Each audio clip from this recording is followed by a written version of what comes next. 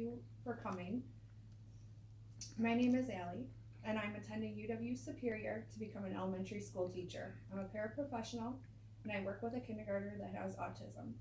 In the last 4 months, I have worked alongside this child and his special education teacher.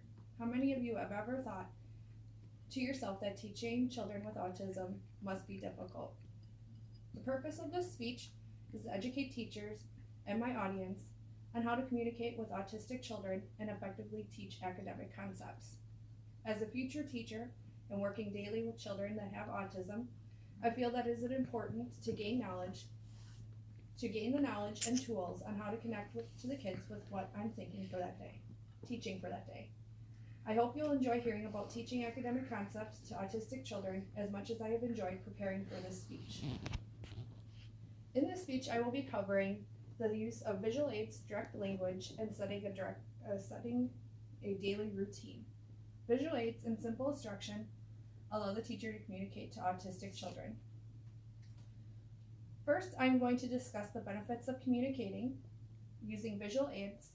One researcher, Debbie Hopper from Life Skills for Kids, claims on the website last updated in 2018 that visual aids can also be very effective to enable autistic kids to communicate both in school and at home. It is our responsibility to help kids with autism in school become as independent as possible.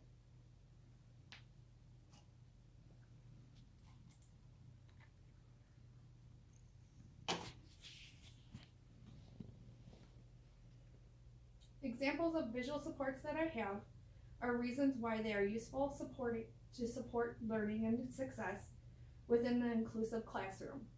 In the 2006 edition of Teaching Exceptional Children, scientific researchers Rao and Gauji claim these visual supports, they are part of everyone's communication system, and they make abstract concepts more concrete for the student. The two visual supports, when implemented correctly, allow students with autism the freedom to engage in life regardless of impairment. According to the journal article written by Allison Harris, Visual Supports for Students with Autism, written on an unknown date, visual supports have successfully used to teach children with autism a variety of skills to include literacy skills, cooking, encouraging positive behavior, and providing activity schedules. One example of visual supports consistent with the journal article written by Allison Harris, Visual Supports for Students with Autism, written on an unknown date. The Picture Exchange Communication System is also known as PECS. The PECS is an augmentative communication system developed to help individuals quickly acquire the functional means of communication. PECS is designed for individuals who do not use speech or who may speak limited effectiveness. On that account, I use this method with my kindergartner. It does help with the transitioning throughout the day.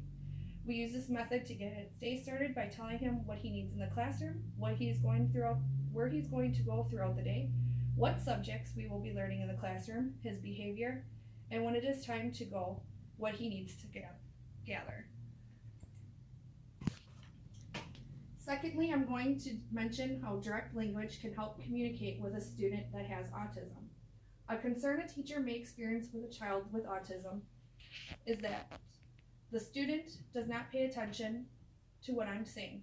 One of the most informative groups of researchers for autism, the National Autistic Society, claims on their website, last updated on May 2017, that teachers should always use his or her name at the beginning so that they know that you are talking to them. Also make sure he or she is paying attention before you ask a question or give any instructions. Another concern that a teacher may experience with a child that has autism is they find it hard to process what I say. According to the same group of researchers for autism, the National Autistic Society claims on their website, last updated on May 2017, that you should say less and say it slowly. I have learned from my experience to use specific keywords, repeating and stressing them to my student.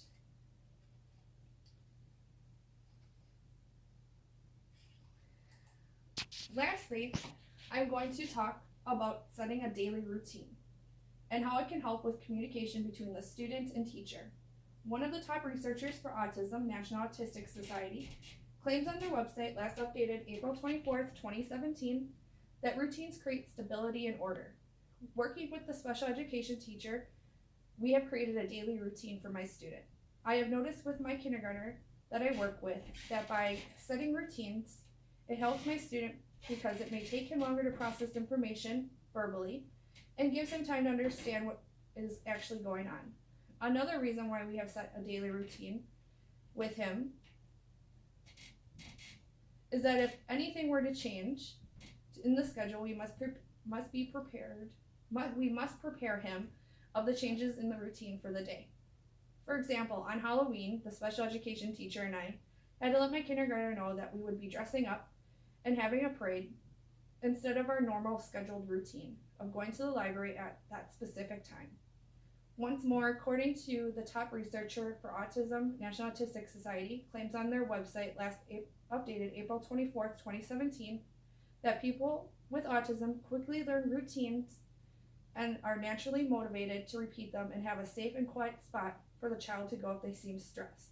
Hence, for my student, we have a sensory room that I allow him to use for 3 minutes to give him a break from whatever may be stressing him out. In conclusion, this speech discusses simple tools for educators to use in the classroom to help with communication between autistic children and autistic child and teacher, allowing the autistic child to feel safe and comfortable in his classroom. It would also allow the student to learn with ease. Visual aids and simple instructions allow the teacher to communicate to the autistic children. Therefore, I would like to thank my audience, Tyler, Seth, Jackson, and Dan, for listening to my speech, and I hope that you all have learned something about communicating academic concepts to autism children.